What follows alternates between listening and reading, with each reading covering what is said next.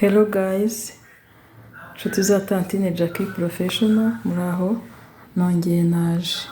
Aka kanya rero nje kubigisha uburyo dushobora gutegura imbuto mu buryo bworoshye kandi mu buryo umuntu ashobora kurya imbuto nyinshi icyarimwe, macédoine de fruits ariko zitari mu kantu ahubwo zijombye ku duti twa brochette. Mu buryo bwiza rero bw'ubusirimu bwo gufatira imbuto icyarimwe ndaje mbibereke. Ngiye gutegura watermelon, ngiye gutegura inanasi, aha naho mpafite umwembe, mfite n'imineke, mfite n'imishito ya brochette. Ukurikire rero nze nkwereka ukuntu uzajya utegurira umuryango macédoine de fruits utiriwe uvunika. Imbuto zanjye namaze kuzoza, ngiye gukurikizaho guhata izihatwa n'izo gutonora, hanyuma mukurikire murebe.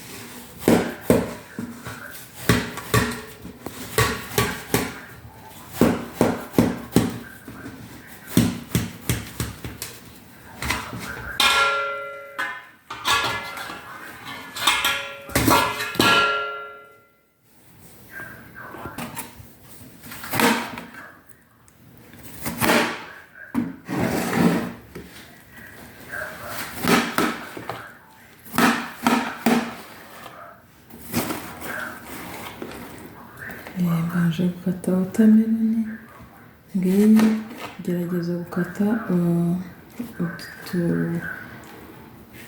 utumanyu dutoya twabasha guterwa mu itama ry'umuntu.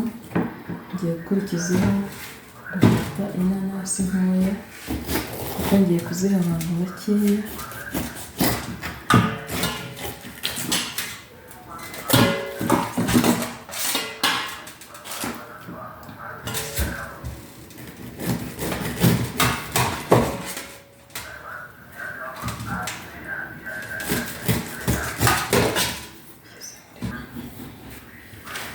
Ngiye gukurikizaho umwembe nawo muhate,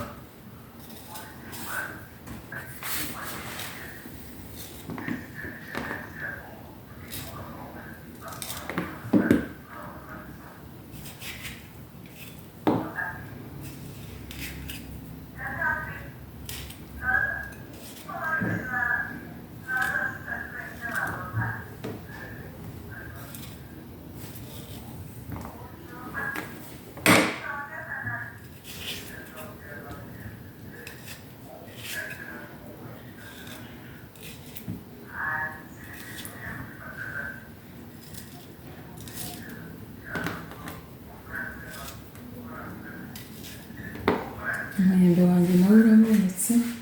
Tugiye gukurikizaho umuneke,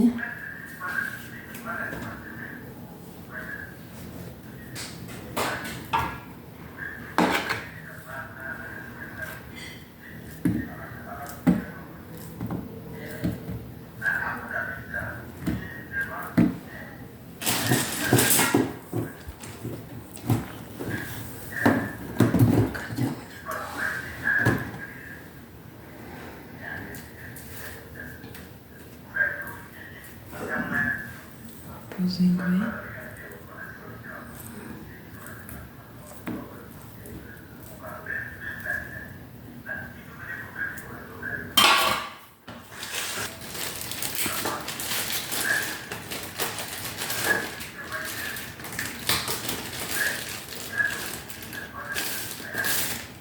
Ndafata amashito mikeya kuko n'abantu ni bake.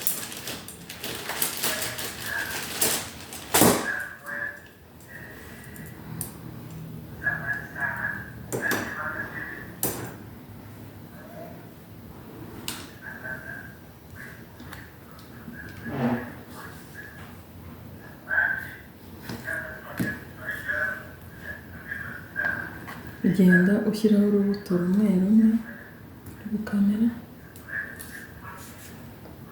ukurikizaho umuneke, ukurikizaho umwembe nanone, ukurikizaho wotameroni, umuneke,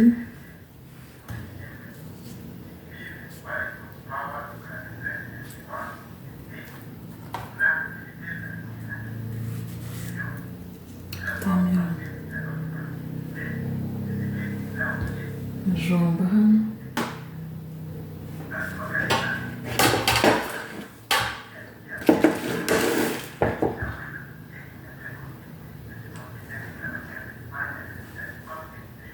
agapfuka,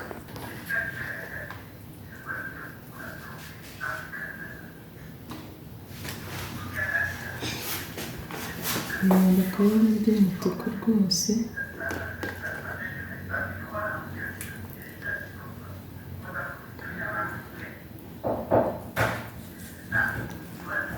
Buri muntu afata agati kamwe kamwe.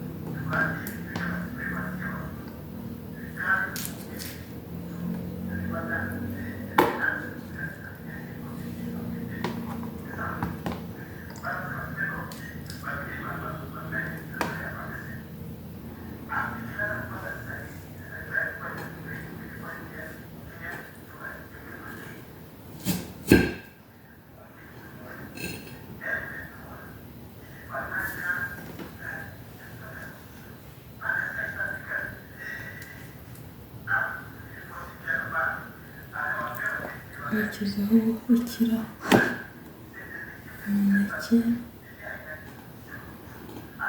ushaka kubikira gukamera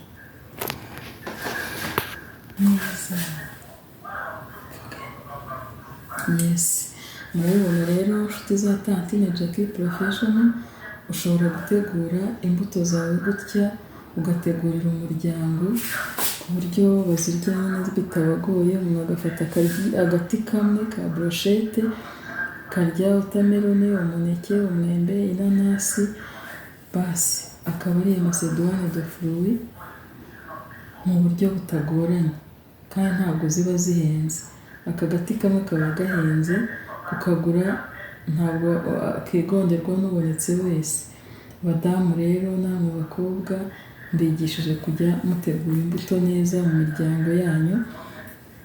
Bakunzi rero biyicamo, abashyashya ndabasaba gukora subscribe kugira ngo mujye muhora mubona video zanjye nshyashya zisohotse. Hanyuma namwe abasanzwe mukomeze muhorere share, like and comment kugira ngo menye ko mwanyuzwe. Murakoze, ciao ciao.